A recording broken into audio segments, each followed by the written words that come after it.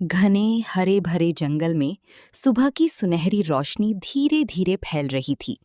पत्तों पर ओस की बूंदें मोतियों की तरह चमक रही थीं।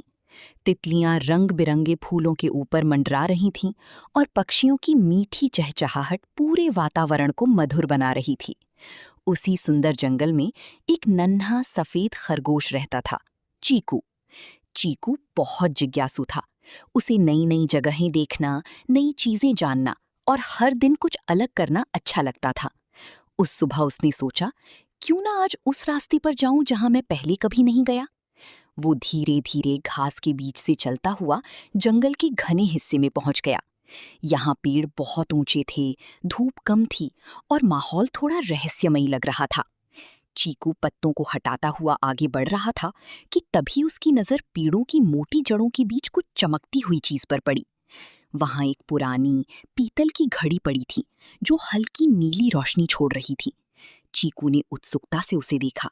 वो अपने आप को रोक नहीं पाया और जैसे ही उसने घड़ी को छुआ, अचानक सब कुछ रुक गया।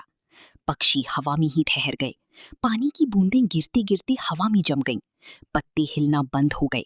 पूरा जंगल जैसे एक तस्वीर बन गया था। चीकू घबरा गया। उसने इधर उधर देखा और सोचा, ये क्या हो गया। तभी पीछे से एक धीमी गंभीर आवाज सुनाई दी।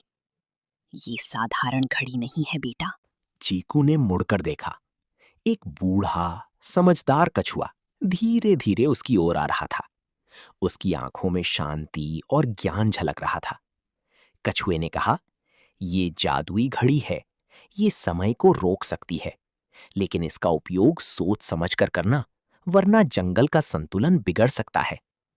चीकू ध्यान से उसकी बात सुन रहा था। तभी उसकी नजर थोड़ी दूर पड़ी, ढेर सारी ताजी नारंगी गाजरों पर गई और समय अभी भी रुका हुआ था। उसके मन में एक विचार आया, अगर मैं अभी ये सारी गाजरें ले लूं तो किसी को पता भी नहीं चलेगा।